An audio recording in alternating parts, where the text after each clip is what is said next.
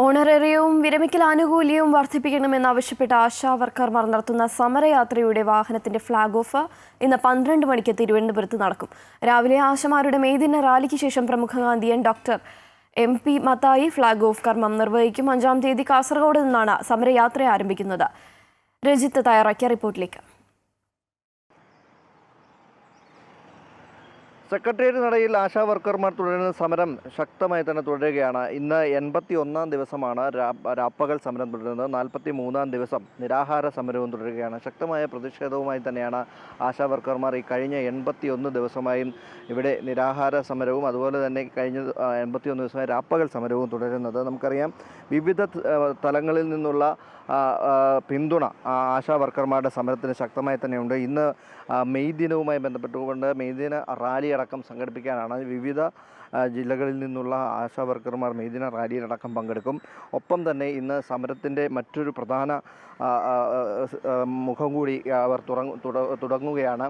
പ്രധാനമായും സമരത്തിൻ്റെ ഒരു 4-ാം ഘട്ടം എന്ന നിലയിൽ ഇന്ന് ഒരു സമര യാത്രയ്ക്ക് കൂടി വാഹന പ്രചാരണ യാത്രയ്ക്ക് കൂടി തുടക്കമാവുകയാണ്. എത്രത്തോളം ശക്തമായിട്ടാണ് സമരം പോകുന്നത്? ഇന്ന് ഏതൊക്കെ തരത്തിലാണ് ഈ സമരയാത്രയെ അറേഞ്ച് ചെയ്തത്? രാവിലെ 10 മണിക്ക് ആശാവർക്കർമാരുടെ മെയ്ദിന റാലി ഈ സമരപ്പന്തലിന് മുന്നിൽ നിന്ന് ആരംഭിക്കും. അത് കഴിഞ്ഞ് 12 മണിക്ക് തിരിച്ചെത്തിയ ശേഷം ഇവിടെ കാസർഗോഡ് നിന്നുള്ള സഞ്ചരിക്കുന്ന സമരപ്പന്തൽ യാത്ര, അതിൻ്റെ ഫ്ലാഗ് ഓഫ് ഇവിടെ നിർവഹിക്കപ്പെടും 12 മണിക്ക്. 5-ാം തീയതിയാണ് യാത്രയുടെ യാത്ര ആരംഭിക്കുന്നത്. 5-ാം തീയതിയാണ് കാസർഗോഡ് നിന്ന്. തുടർന്ന് അത് 14 ജില്ലയും കടന്ന് ജൂൺ 17-ാം തീയതി തിരുവനന്തപുരത്ത് മഹാറാലിയോടുകൂടി സമാപിക്കും. ഇതുതന്നെയാണ് ശക്തമായ ഒരു പ്രതിഷേധം.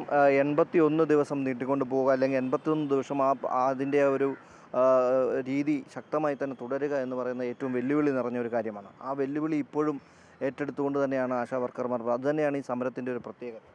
അതെ, വളരെ വെല്ലുവിളി നിറഞ്ഞൊരു സമരം തന്നെയാണിത്. കാരണം വളരെ പ്രതികൂലമായ കാലാവസ്ഥയെ അതിജീവിച്ചുകൊണ്ട്, പ്രതികൂലമായ രാഷ്ട്രീയ സാഹചര്യങ്ങളെ അതിജീവിച്ചുകൊണ്ടാണ് ഈ സമരം മുന്നേറുന്നത്. പക്ഷേ കൂലി വർദ്ധിപ്പിക്കാതെ ജീവിക്കാൻ പറ്റില്ല എന്നൊരു സാഹചര്യം ഉള്ളതുകൊണ്ട് ആ വെല്ലുവിളിയൊക്കെ തരണം ചെയ്യാനുള്ള വലിയൊരു ആർജവം നമ്മുടെ ആശാവർക്കർമാർക്കുണ്ടായിട്ടുണ്ട്. അത് തീർച്ചയായിട്ടും ഈ സമരം വിജയിച്ചുകൊണ്ടേ അവസാനിപ്പിക്കുകയുള്ളൂ.